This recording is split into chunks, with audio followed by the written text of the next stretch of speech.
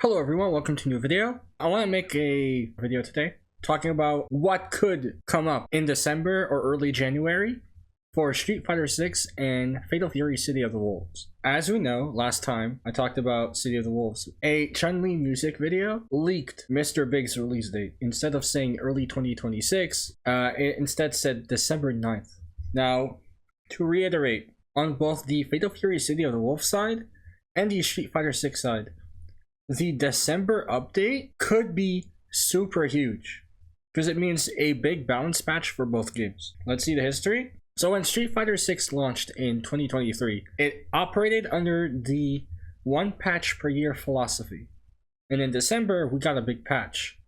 Between the long wait between characters, Aki in September, and then we have to wait all the way to February for Ed. The only thing we got in December was the Costume 3 for every base roster character in the game at the exact same time. One costume for all 18 base roster characters, and then one additional costume for the year 1 DLCs after Akuma drops, which would be in May.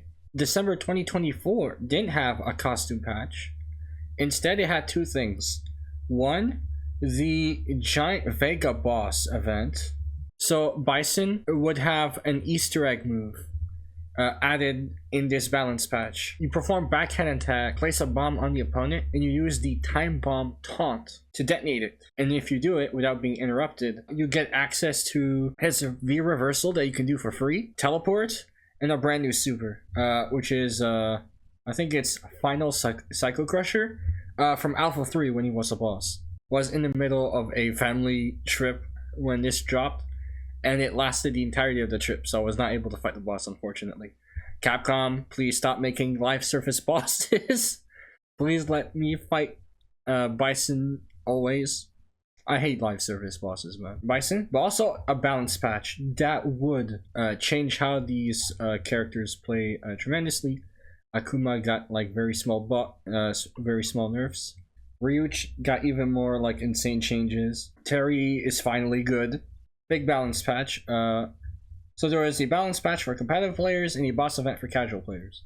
With the developers not having one patch a year philosophy, it's possible we see a patch before Capcom Cup, which would be like December or January or February, and the event kicks off. No, February would be too soon.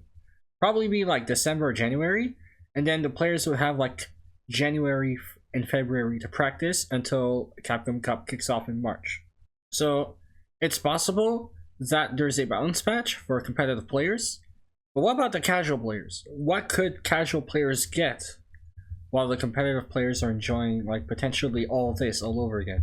The obvious prediction will probably be Boss Sagat, right? Probably won't be too far-fetched of a prediction. He's the Street Fighter 1 boss character, so what they could do is give him an angry scar taunt. And when he puts his hand on his scar, it glows, and Sagat becomes angry. And then, core circle back punch will be the classic Tiger Low. And then Tiger Uppercut is fully invincible. That's something they could do. Currently, in Sagat's kit, core circle back punch is completely unoccupied. So I don't think they're going to give him like a crazy new move or something like that. They're only going to give him Tiger Low, invincible Tiger Uppercuts, and maybe a new super. Like the other two bosses, Akuma and Bison, they have like extra supers in their boss versions. That would be the Street Fighter patch. Would be really big in its own right. It has the potential to be big, right? Like the patch has to be good. You just gotta take away Cammy and Juri's ability to do meterless throw loops.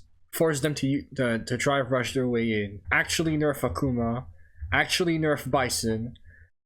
Nerf the fuck out of Mai, and like tone down some of the Ryu changes, because like Ryu's crazy now, and you got a really good patch, like some improvements to some characters, and then actually nerf the characters that should be getting nerfed. So that's Street Fighter 6.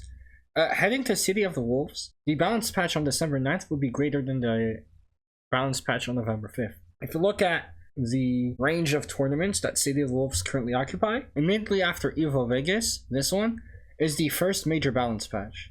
So we have data for 1, 2, 3, 4, 5, and 6 tournaments to base your the Ken update balance patch on.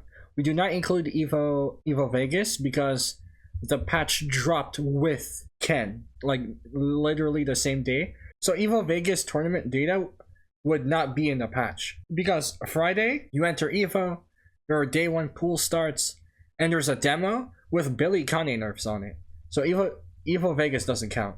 So 1, 2, 3, 4, 5, 6 major tournaments, and then the next patch, Evo Vegas, as well as like every qualifier event, UFA, a bunch more qualifiers, Evo France. That's SNK World Championships China, is it not? Yeah, that's SNK China. So Evo Vegas, UFA, Evo France, SNK China. If the balance patch dropped with Chun-Li, we would not use SNK World Championship data, you know, the $1.5 million first place prize, $2.5 million tournament data. And I think skipping 1 month without a patch would include this very valuable data to create a much better balance patch.